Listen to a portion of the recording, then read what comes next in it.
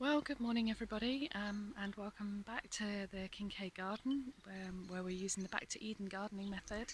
I wanted to do a quick update for you today.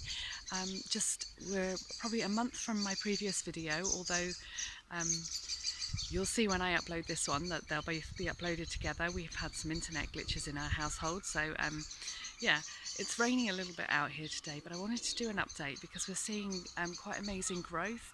So for the last month or so, we've had quite a lot of rain and wind and yeah, quite a mixture of weather. But let's have a look around the garden and let me show you um, how the garden's looking um, with all that rain, and we're hoping that it's going to heat up a little bit this next week as well. So let's have a look. So first of all, we're just having a quick look at the plum tree. This has grown quite dramatically since I cut it back in the early spring, and as you can see, my fruit is starting to ripen off nicely. I've got quite a few plums and they're all turning this beautiful purple colour, so I keep coming out and having a little feel just to see how they're doing. Of course, it's far too early yet to pick them, but they're going to be lovely. I can tell, so long as I get to them before the birds do. But I'm sure there'll be plenty for all this year, so there's a lot of plums hiding on the tree here. So let me come through the trees a little bit and show you some of our squash plants. So these are the squash that we've planted under the trees. This is the first year we've done this and planted them in the mulch, and you can see in the background there we've had to put up some wind breakers to try and protect them a little bit while still getting some light and obviously natural rain to them. Some of them looking younger than others, and that's because had two lots that we've been planting over the last few weeks and putting out, so obviously you can see that some of them are coming on a lot better now. So again, that rusty old bucket over there is a form of windbreak that we've put things in strategic places. You can see we've kind of built little barriers around them as they were young to try and protect them. So we're in July and we still don't have any flowers actually flowering on these plants, but if I can zoom in here, you will see that we certainly do have what look like little flowers coming out. If I can get a shot, there we go, there we are. So they look like there are going to be quite a few flowers on these particular plants, but we're yet to see them, which probably means that for us this year pumpkins and squash are going to be a little bit late, but I think that that's partially due to the weather, and obviously that this is our first year back to Eden gardening, which means that these wood chips that we've put down have taken quite a lot of the goodness from the soil, where the trees have really benefited from that. The young plants haven't so much. So just showing you my Granny Smith apples, because again the harvest on these, providing we get enough of the right kind of weather, will be amazing. There's a lot of apples on the tree, and the same with the pears, so those are coming along nicely too. And these trees have really relished being having this wood mulch down.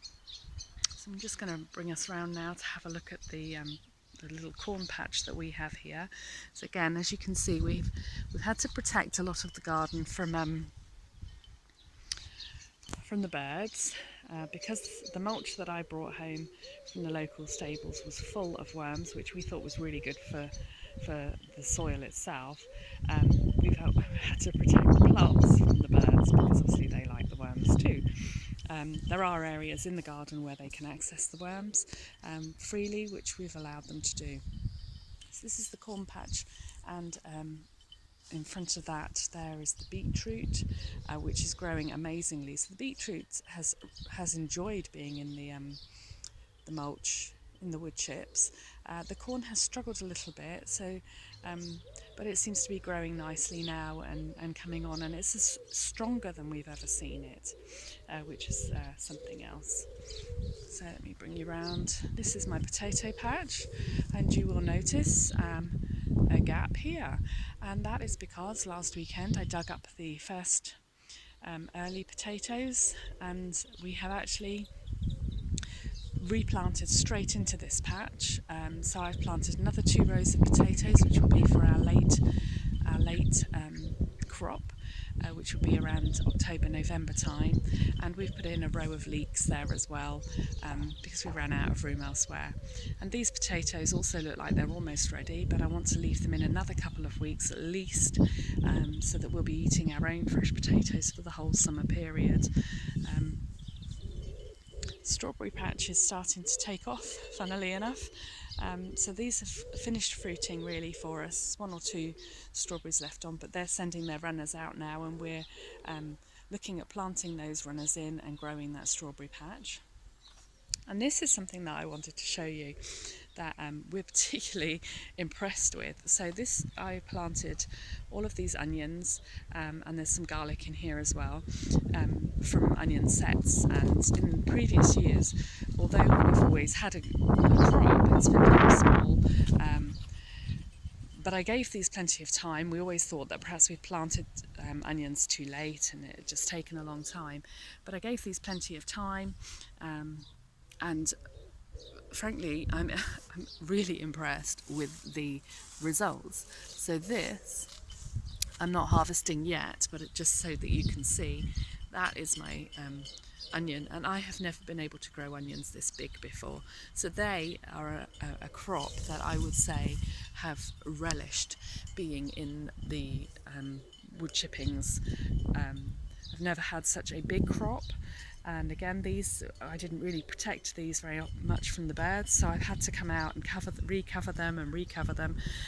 But they are, they're amazing. I've never seen such a strong, good crop of onions, and I will be harvesting those and looking for ways of keeping them so that they last me a good long time. So this is. These are our parsnips, which we have protected from the birds, and these are growing amazingly well. I'm not sure how easy it is for you to see through the green covering, but they are really coming up, and in fact this covering will probably have to come off in the next few days, just because they need the rain and they're growing too tall for the covering. Let me show you the raspberry patch. This is amazing growth. Again, since we put the wood chips down, as you'll remember, it's about 6 weeks since I cut all of these down to the ground. We had a fence around them, and we struggled to get in, but these have grown amazingly, and quite frankly, I will get a late harvest of raspberries off these, even though we didn't anticipate getting any. But they have grown, well, the growth is shocking. So let me show you these. So if you remember, I talked about my neighbour gave me these plants that he kind of pulled out of the ground and just said, just plant them and they'll grow. Well, this is them. This is our perpetual greens, which we will be eating some of this weekend, which will be the first time, as these plants have kind of really taken off and grown up. Yeah, we'll be looking to have some greens this weekend, and these will just they'll grow and grow, and just keep producing leaves for us to eat. Very good nutrition. So in the front here, I haven't mentioned this little patch before, but I do have some mint and some, I want to say sage, but I can't remember whether it is sage or not. I do have some chives back there as well. They've not grown so well this year, and they've struggled. And I did put some coriander in, but that's not grown at all. That was last year's coriander, and it wasn't very happy.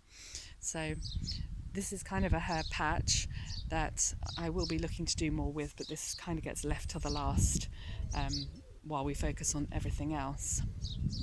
So my flower garden is coming along nicely. The sweet peas are growing up, starting to see some flowers on there, and the sweet williams have gone over for the first time now, but they'll seed and come back again this year. So I just basically let them seed where they are, and they grow up. In the back there you'll see, if I just enlarge that plant there is a sunflower that I've grown from seed. It's the only surviving sunflower. It does have a stalk next to it, which unfortunately was eaten.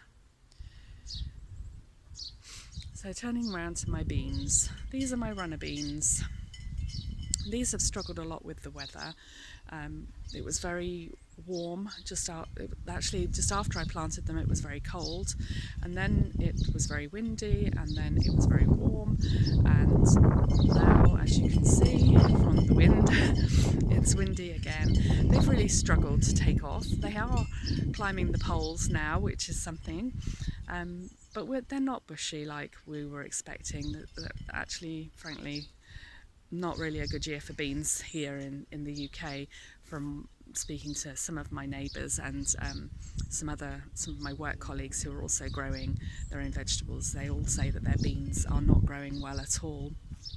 And the same kind of thing with the miniature French, although I'll see if I can zoom in to show you that we do have some fruit, and we have had some beans off here we ate last weekend, so there is fruit, and we are seeing some good strong fruit, but the plants are just not as big and strong as we were expecting.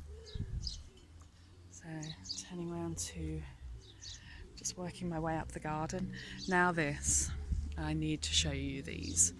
This here are our peas, and as you can see, they are rather tall. So I'm going to crouch down. So that there is about 8 foot. Let me crouch down and see if I can get them all in to the picture. Yes, so I can't actually get them all in. Under there, and I will pan you down. You'll see I have small carrot patch, and then the peas. So these we eat these as sugar snaps, and then so at the moment I'm letting them fully form into peas, and then we'll have the younger ones as they come through again as sugar snaps, and they are full of fruit.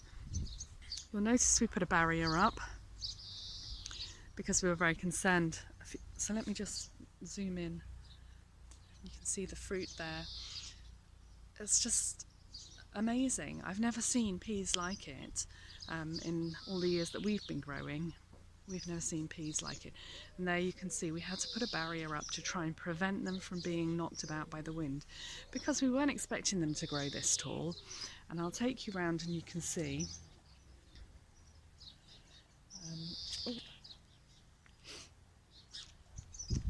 We only built our the pea canes up to 6 foot. Well, not even 6 foot. I think they're about 4 foot, because that's what we've normally had. Obviously you can see we've put in a few taller ones there, partly to try and help the canes stand up, because we struggled with the weather, as I said. But we are really, really shocked with this, and as you can see, it's in full flower. There's so much more fruit for it to produce. So yeah, we're very pleased with that. And then our little cage here has leeks and carrots coming along nicely in the back patch. Those were plants that we brought on. In the front patch there are a few weeds, but there are also some carrots and leeks in there that were planted from seed. Let me just zoom in there for you and you'll be able to see those there, little baby carrots. So they're going to be like our last ones that we harvest later on, October time I imagine, for those. So just moving on up the garden a little bit now, I'm just going to walk you through. So this area here is a bit of a wild patch, but you'll see if you look carefully there are quite a few blackberries, and we have left this because this looks like it's going to fruit really well. And as I'm going to have so many apples this year, blackberry and apple jam is very much on the cards.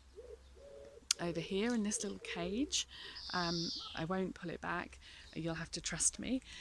This cage is protecting another set of beetroot. My husband really likes beetroot, so we've got some baby plants that he's kept there that we've planted in last weekend. So we're going to move further up the garden. So this area here is like our a patch where we put everything, including little blackbirds. So basically where we've chopped trees down and stuff and we haven't had a chance to mulch it down, this is our patch. We've also got some wood chippings in various locations here. Again, a lot more blackberries coming on in this area. I don't normally let it get overgrown, but it's something that we've just allowed at the moment while we're kind of making sure that the vegetable harvest is going to come along okay.